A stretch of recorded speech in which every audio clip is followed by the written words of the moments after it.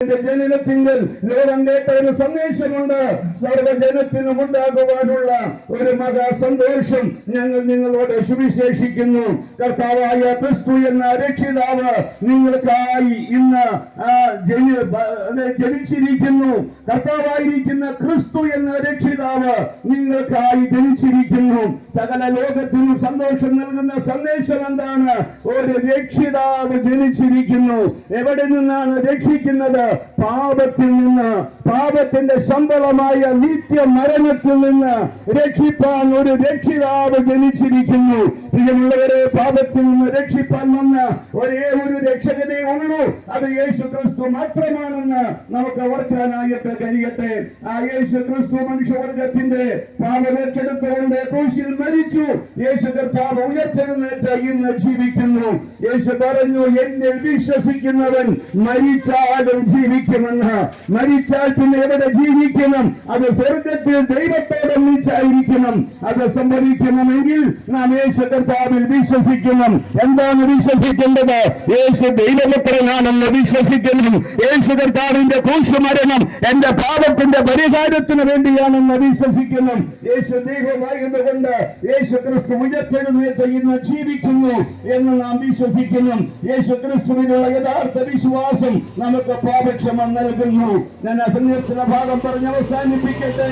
അവിടെ നാം വായിക്കുന്നത്, നീ മർത്തിനെ പൊടിയിലേക്ക് മടങ്ങി ചേരുമാറാക്കുന്നു, മനുഷ്യപുത്രന്മാരെ തിരികെ വരുവീൻ എന്നും അരുളി ചെയ്യുന്നു. പ്രിയമുള്ളവർ, ഒരു നാൾ നാം ഒരു സ്വരം, മരിച്ച വിശുദ്ധന്മാർ കേൾക്കുന്ന ഒരു സ്വരമുണ്ട്, മനുഷ്യപുത്രന്മാരെ തിരികെ വരുവീൻ എന്നരുളി ചെയ്യുന്ന ഒരു ദൈവത്തിന്റെ ശബ്ദം. പ്രിയമുള്ളവരെ, മരണസമയത്ത് പ്രത്യാശയുടെ ഒത്തിരി ഗാനങ്ങൾ പാടാറുണ്ട്.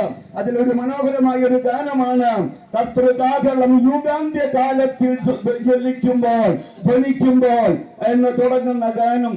ആ പാട്ടിന്റെ ഒരു ഭാഗം ഇങ്ങനെയാണ്: പേർ വിളിക്കും നേരം കാണും എൻ പേരുമെന്നാണ്.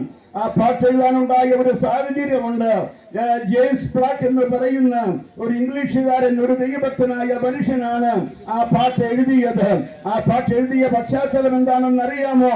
ഇദ്ദേഹം ഒരു ദിവസം രാവിലെ പ്രഭാത നടത്തത്തിനായിട്ട് പോകുമ്പോൾ വളരെ മുഷിഞ്ഞ വസ്ത്രമൊക്കെ ധരിച്ച് ഒരു കുടിലിന്റെ മുമ്പിൽ വിഷാദമായിരിക്കുന്ന ഒരു പെൺകുട്ടിയെ കണ്ടു. അവളോട് സ്നേഹാന്വേഷണം നടത്തി. അവളുടെ ജീവിത സാഹചര്യങ്ങൾ തിരിച്ചറിഞ്ഞു. ഈ ദൈവമനുഷ്യൻ അദ്ദേഹത്തെ, ഈ പെൺകുട്ടിയെ തന്റെ ചർച്ചിലേക്ക് കൂട്ടിക്കൊണ്ടുവന്നു. ആ കുഞ്ഞിനെ പഠിപ്പിച്ചു. അവളെ സൺഡേ സ്കൂളിൽ ചേർത്തു. അവരെ ദൈവവചനം അഭ്യസിപ്പിച്ചു. അവരുടെ മുഷിഞ്ഞ വസ്ത്രങ്ങളൊക്കെ മാറ്റി അവൾക്ക് നല്ല വസ്ത്രവും ആഹാരമൊക്കെ കൊടുത്തു. അങ്ങനെ ഈ കുഞ്ഞ് സൺഡേ സ്കൂളിലൊക്കെ പഠിച്ചുകൊണ്ടിരിക്കുന്ന സമയം ഒരു ദിവസം, ഒരു ഞായറാഴ്ച രാവിലെ സൺഡേ സ്കൂൾ അധ്യാപകൻ കുട്ടികളുടെ പേര് വിളിച്ചപ്പോൾ, ഈ കുഞ്ഞിന്റെ പേര് വിളിച്ച സമയത്ത് ഈ കുട്ടി ആബ്സെന്റ് ആയിരുന്നു. പ്രിയമുള്ളവരെ, കാരണം അന്വേഷിച്ചപ്പോൾ താൻ ഒരു രോഗിയായി ആശുപത്രിയിലാണെന്ന് അറിഞ്ഞു. ആശുപത്രിയിൽ ചെന്ന ഈ കുഞ്ഞിനെ ഈ ദേവദാസൻ കണ്ടു. പക്ഷേ തന്നെ ബാധിച്ച രോഗം മാരകമായിരുന്നു. വളരെ വേഗത്തിൽ ആ രോഗം മരണത്തിലേക്ക് ആ പെൺകുട്ടിയെ നയിച്ചു. പ്രിയമുള്ളവരെ, ഈ വാർത്ത ഈ ദേവദാസന്റെ ഉള്ളിൽ വലിയ ദുഃഖമായി തീർന്നു. താൻ ഇങ്ങനെ ഓർത്തു, ഇവിടെ പേര് വിളിച്ചപ്പോൾ ആ മോൾ ഇവിടെ ആബ്സെന്റ് ആയിരുന്നുവെങ്കിലും സ്വർഗത്തിലെ ദൈവം ഒരിക്കൽ പേര് വിളിക്കുമ്പോ ഈ പെൺകുട്ടി, ഈ മോള് കർത്താവിന്റെ സന്നിധിയിൽ പ്രസന്റ് ആയിരിക്കുമെന്നുള്ള ചിന്ത തന്റെ ഹൃദയത്തെ ശക്തമായി ഭരിച്ചു. അതിൽ നിന്ന് ഉരുത്തിരിഞ്ഞ ഗാനമാണ് പേർ വിളിക്കും നേരം കാണും എൻ പേരും. പ്രിയമുള്ളവരെ, കർത്തൃകാഹളം യുഗാന്ത്യ കാലത്തിൽ ധ്വനിക്കുമ്പോൾ നിത്യമാം പ്രഭാത ശോഭിതത്തിൽ, പ്രിയമുള്ളവരെ, കർത്താവ് താൻ ഗംഭീരനാദത്തോടെ, പ്രധാന ദൂതന്റെ ശബ്ദത്തോടെ, ദൈവത്തിന്റെ കാഹളത്തോടെ സ്വർഗത്തിൽ നിന്ന് ഇറങ്ങി വരുമ്പോൾ ക്രിസ്തുവിൽ മരിച്ചവർ മുമ്പേ ഉയർത്തെഴുന്നേൽക്കുന്നു.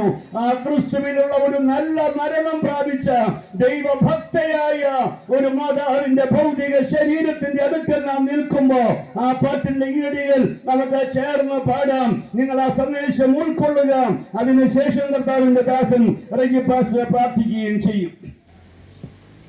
കർത്തൃകാഹളം യുഗാന്ത്യ കാലത്തിൽ